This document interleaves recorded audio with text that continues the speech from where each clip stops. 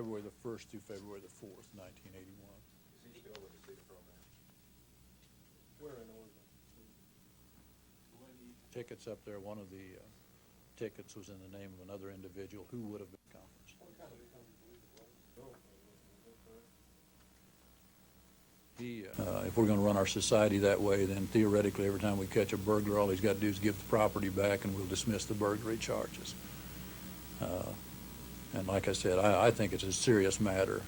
I was with the government for a number of years. I have seen fraudulent travel claims filed. I find it abhorrent, and it's not going to be tolerated by this office.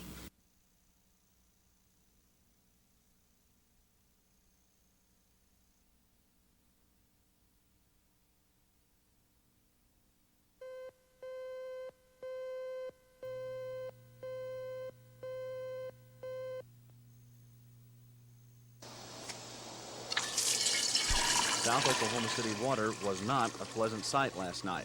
Sediment in the pipes dyed the water a murky brown. And even though the city said the water was safe, many residents went to their local grocery and purchased bottled water. And they purchased a lot of it.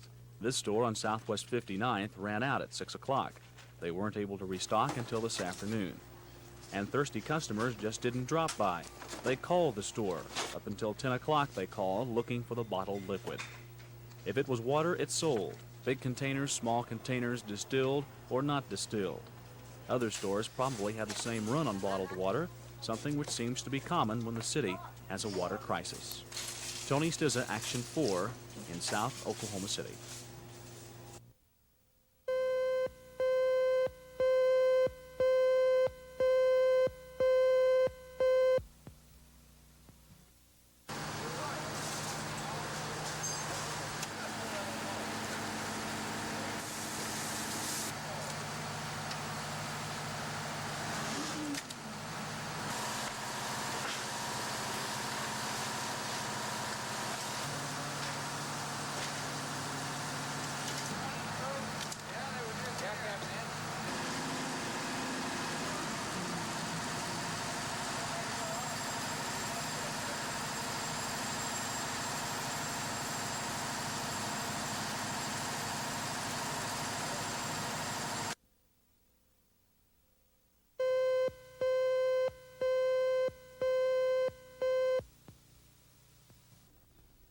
Oklahoma County Commissioner J.P. Dick Richardson maintains he is not guilty of taking illegal kickbacks. He faces 15 counts of extortion and mail fraud. Yesterday, Richardson resigned from office because of health problems. The commissioner says he is just too sick to handle any kind of court trial. But court-appointed doctors say, yes, Richardson is ill. However, with special provisions, he should be able to stand trial in federal court. His trial date is set for August 5th, and Richardson's attorneys is asking for another delay in light of the medical reports. Prosecutors are saying just because the defendant is sick doesn't mean that person should not answer criminal charges. Commissioner Richardson is still at home recuperating. He suffers from a number of ailments. He was not able to comment on camera as to what his position is today concerning the upcoming trial. U.S. Attorney David Russell told me he intends to see Richardson in court no matter what. Well, obviously neither the U.S. Attorney's Office nor the court want to jeopardize Mr. Richardson's health. At the same time, we can't, or at least it's our position, that we can't, just because a person might be in physical difficulties, we can't just waive a criminal indictment. It's our intention right now to proceed with the case at such time as Judge West sets it for trial. In a side note, Governor Nye is appointing former state representative Annabelle Wyman to serve as Canadian County Commissioner for 1 week. That's because 2 of the 3 Canadian county commissioners have quit their jobs after pleading guilty to the kickback charges. One commissioner can't do all that needs to be done. A special election next week will give Canadian County a new commissioner. Ed Stewart, Action 4.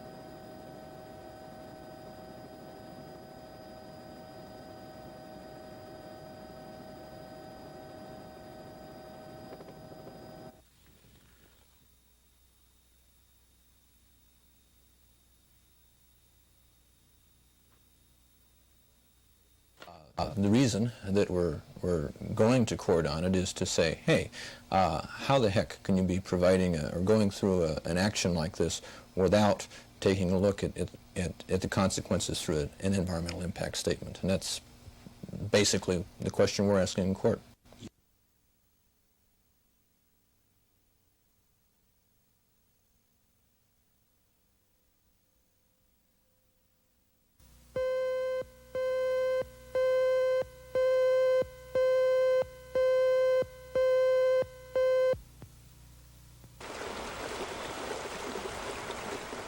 Midwest City's water problem is the same as Norman's. This water treatment plant just isn't large enough to handle the thirsty town's needs. So the Midwest City manager instituted mandatory water rationing yesterday. That action has upset one Midwest City political group. Daphne Andrews says the water rationing is a direct result of Midwest City's failure to limit the town's population growth. We have voiced to them over and over again, put on a moratorium to the tie-ons to our water and sewage in Midwest City until we can adequately meet the present population. Midwest City manager Irving Frank disagrees. We have not had major growth, and certainly have not had major high-density growth. We have not had one high-density multifamily complex developed in Midwest City since the bond issue was proposed in 1978. Probably one of the contributing factors, if not the major contributing factor, is the increase in the patterns of consumption of the people that we have on the system and have had on the system for several years. The Midwest City Council meets tomorrow night, and it's a safe bet the water problem and some possible solutions to it will be discussed. Scott Wallace, Action 4 in Midwest City.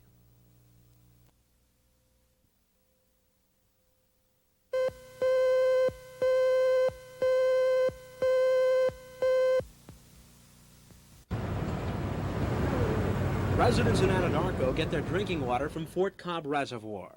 A random survey taken by the Chamber of Commerce showed that 70% of the people polled were in favor of using the chemical 2,4-D to kill the water weed at Fort Cobb. Maynard Heumann is vice president of the Anadarko Chamber of Commerce. He also serves on the board in charge of the reservoir. We don't believe that we are setting up a situation that would be harmful to the public. Would not do that under any circumstances because all of us drink the water too. Is the water weed in Fort Cobb Reservoir a hazard to boaters, skiers, and swimmers? Yes, it's been reported that on the part of those who have helped with the recovery of the unfortunate victims that have drowned out there. In some instances, has been promoted by the victims being entangled in the weed. This was reported with a 5-year-old that was just drowned, unfortunately, this last weekend. But citizens against 2,4-D and the Sierra Club feel the chemical is a health hazard, and they don't want it in this water supply. Whether or not the chemical will be used will be decided tomorrow in federal court. Ben McCain, Action 4.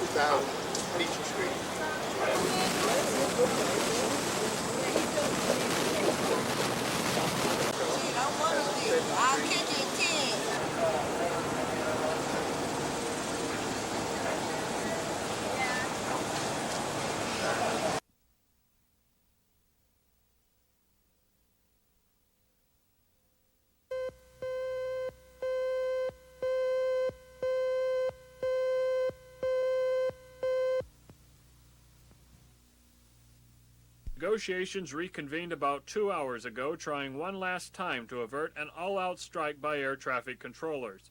Federal negotiators came to the meetings early today with a hard-line message from President Reagan, the same message Reagan has sent in the past. I talked this morning with the President. He indicated that if we do have a strike, that we will come down with the full force of the Justice Department and that there will be no amnesty. But the union has heard the threats before. They are talking, but not changing their demands. I'm going up there. I'm going to talk. I'm going to talk with the mediators, talk with them. If they have something to say, I'll be there. You would all extend the deadline? Pardon me? Still don't intend to extend the deadline? I will not extend the deadline. Controllers now average $30,000 a year. The government is offering a pay raise of about $4,000 a year. The union wants a $10,000 a year increase. The government is offering a 40-hour work week with pay for 42. But the union is asking for a work week of only 32 hours. The sides are far apart. In the meantime, air traffic on and off of runways is as usual today. The business is a little more hectic at ticket counters, where passengers are trying to get air travel out of their way before controllers walk off their jobs. I immediately got on the phone and called the airline to get my reservations because I was scheduled to leave tomorrow night, and I have to be to work Tuesday morning, and I didn't want to be stranded. We both out here have both been in the hospital, but we're going back a little early so we don't get caught in that, so we can get back to Miami. I was getting married, it's a honeymoon deal, and as far as changing plans, I couldn't change my marriage around it, so I'm going to go ahead and try it. The Federal Aviation Agency will be responsible for air travel if a strike occurs. Under their contingency plan, an estimated 1/3 of the normal airline flights would be coming in and out of Oklahoma City. But more flights would be added as they could safely be handled. Charles Schnitzer, Action 4.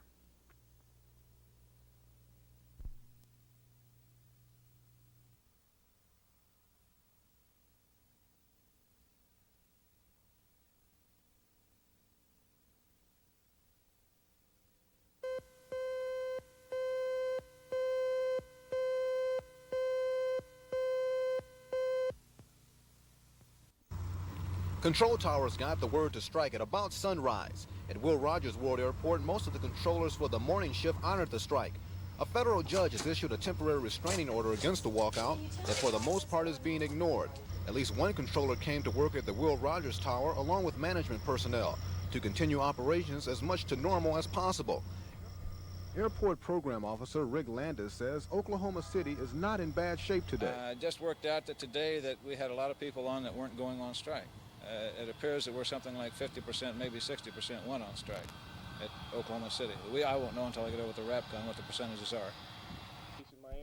Later in the day, PATCO held a news conference to tell its side of why the union voted to go on strike. And there was an interesting comparison made at the start of the news conference. Today in this hall, and many like it across the nation, you see men and women who have followed in the Polish workers in a strike against the government. How ironic our government officials are praising the Polish and criticizing and threatening us. And what is the response to the statement made by President Reagan about controllers breaking a sworn oath of not striking against the federal government? Well, the oath anymore now, to sign that oath is unconstitutional. However, I did sign that, and it was in the contract. A contract is a two-way binding piece of paper. I fulfilled my end of it as far as I'm concerned. The government has not even come close to their end of it. Airport officials were able to let most air travelers know in advance if their flight was to be canceled or delayed. Passengers who could get a flight out of Oklahoma City today could not be guaranteed if they would be able to make connections at other airports. The best advice during the strike is to call the airline before you leave home and check on the status of your flight. Government officials say the strike will not bring the country to a halt if they can help it. Ed Stewart, Action 4, Will Rogers World Airport.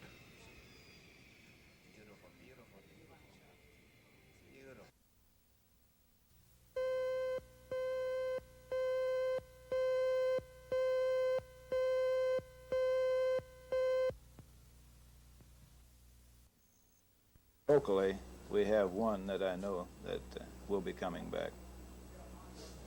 Only one? Yes. I have not called within the last hour, but I do not expect that figure to increase dramatically.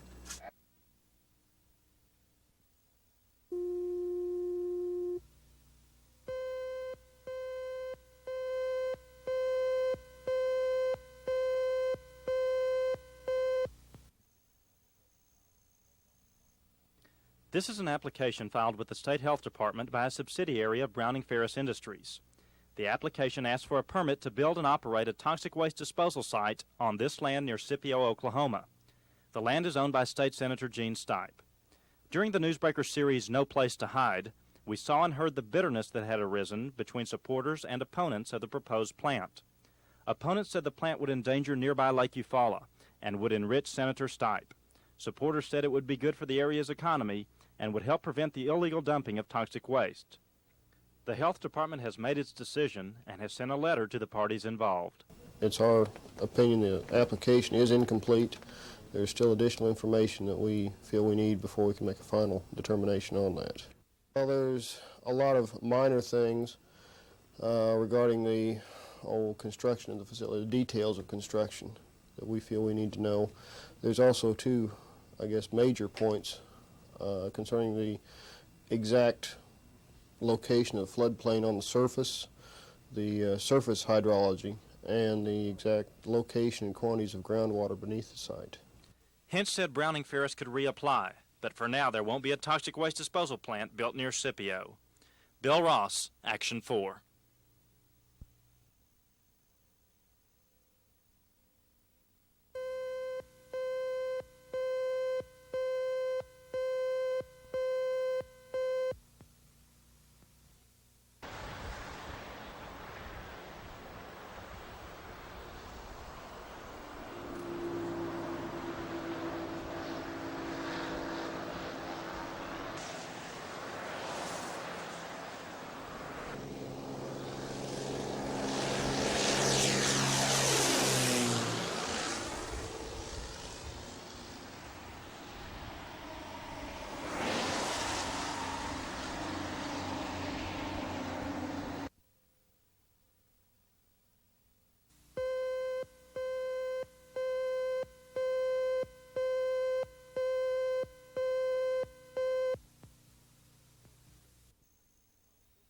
The instructors' organizational picket tomorrow could compound the problems of the Federal Aviation Administration. They are the people that President Reagan is counting on to train replacements for the fired striking controllers. And this is the only civilian air traffic training center in the country. Phone calls have been coming in at a rate of 80 per hour from applicants wanting to get into the academy, and earlier in the day, a spokesman for the school said that they were ready to tackle anything the government would ask of them. We are capable here of training any number they ask us to train. In one time in the past, in 1 year's time, we trained approximately 6,000 to 7,000 controllers. I'm certain that we could, without denigrating the system in any way, come back up to that particular number. But the air traffic instructors are supporting the strike, at least in spirit. And that raises doubts to the effectiveness of the drive to triple the number of graduating air traffic controllers. At any rate, it weakens the government position on the strike and the fired strikers. Charles Schnitzer, Action 4.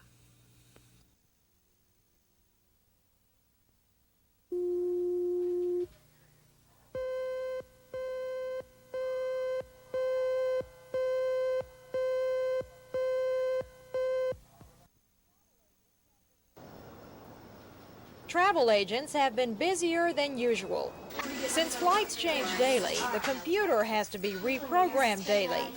Many flights have been canceled, so it's up to the travel agent to make other connections. That isn't always easy. The passenger may be inconvenienced.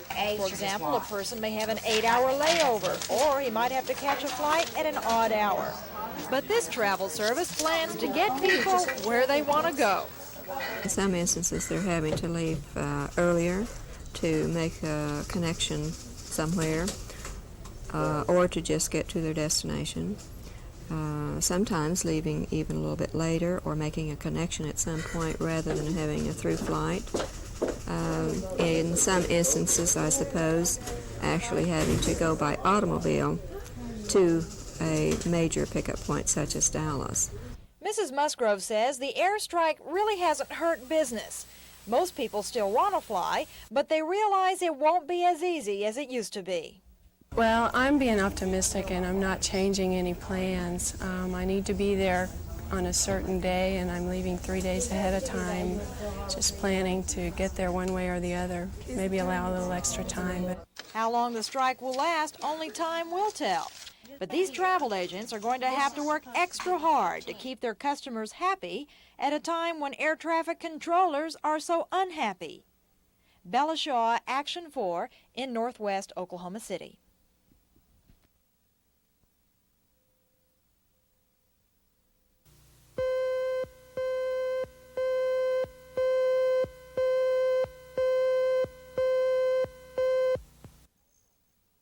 The negotiations began back in April. The teachers union and the school board are trying to reach a contract agreement before teachers report back to work in 10 days.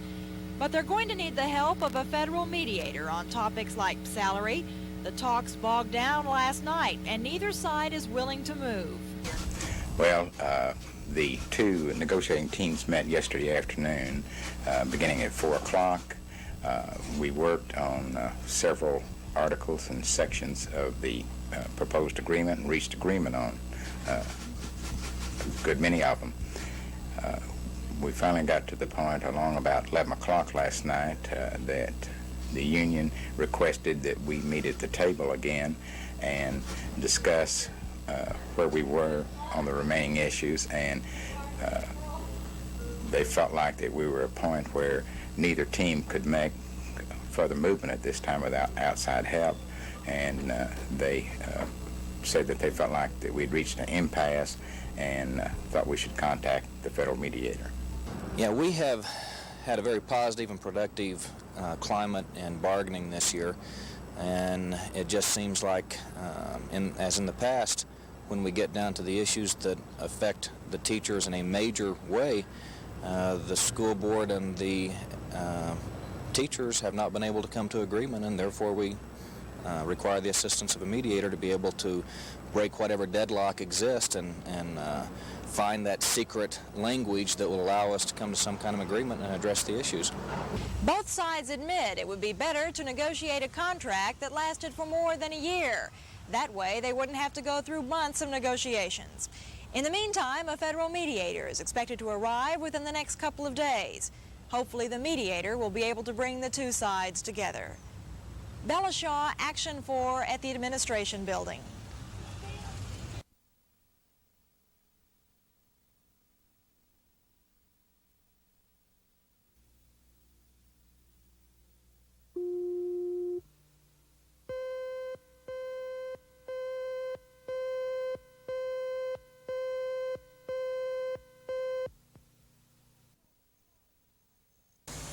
Lewis told the story, how he and members of his family raised $15,000 so that he wouldn't have to come back to Oklahoma and face numerous criminal charges. He had been in prison 3 times. He said Chickasha attorney Red Ivy promised to block his extradition but said it'll cost you.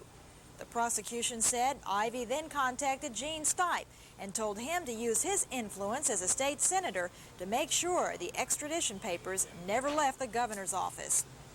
Then the jury listened as the defense questioned Lewis. They asked him if the $15,000 was ever paid back. Lewis said yes. Ivy gave the money back.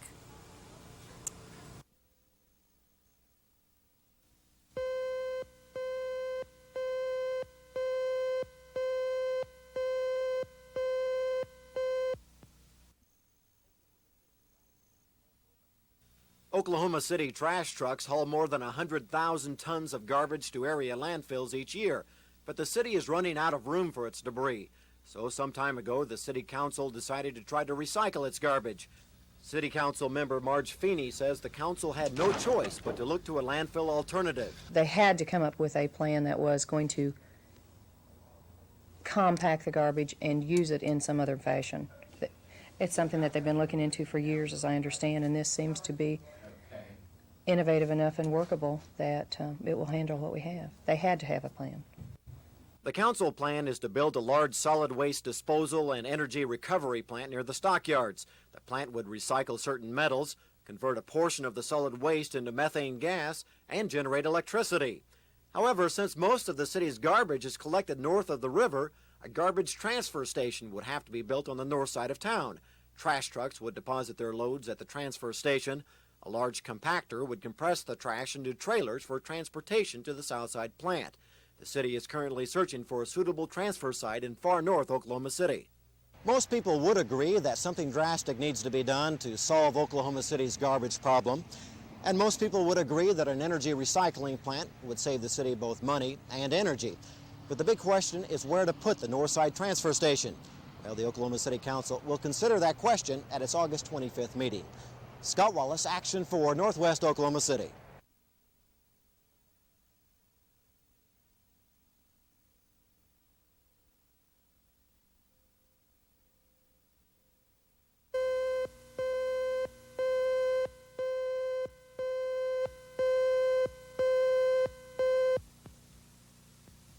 The question you need to ask yourself is, do some drunk people make you laugh? Sometimes yes and no. For example, do you think Foster Brooks is funny, is humorous? If you think so, then for that reason alone, you'll enjoy the film Arthur. There's another question you need to ask yourself. Can a wealthy, childish drunk give up liquor, immature ways, and money to marry the girl of his dreams? I'm not going to tell you. Arthur is a romantic comedy, and it stars Dudley Moore. Moore does a fine job as Arthur, a guy who spends most of his life and the movie getting drunk. Now, we're talking blitzed friends. During the picture, if Arthur had gone to the blood bank to make a donation, I just know it would have had a head on it. Anyway, the reason behind all the drinking is money. He has got lots of it, $750 million. And he's got another problem. If he wants to continue receiving all the money, he must marry another rich girl. Now, here comes the conflict. He runs into Linda Morello, alias Liza Minnelli, and they fall in love. Now, she's a working girl and aspiring actress. Which one will Arthur marry? Will he be sober? I'm still not going to tell you. The first meeting between Arthur and Linda is an unusual one. He saves her from the cops when he sees her stealing a necktie. Are you scared? Yes. Why are you smiling at me like that? I see. You're a little strange, but cute. How are you? Well, have a nice day. Thank you very much. I'm going to go to the bus stop now. Why did you steal that tie? I don't know. I'm a wonderful person. I'm serious. I'll be with you in a minute. It's starting to get on my nerves. Will you stop smiling at me like that? You look like one of Santa's helpers. See who does? My name is Arthur, and this is Mr. Hobson. Good afternoon. Good afternoon. My name is Linda, and I'd like to thank you very much. You did a nice thing. The butler is John Gielgud, and I think he steals the picture. He's got some classic one-liners. Gielgud, I think, should receive an award for Best Supporting Actor. His performance is great. All the other acting credits are just adequate, including Liza Minnelli. The film is good, though, and it makes for some good laughs. Go see it. You'll like it. You'll like it. You'll enjoy it.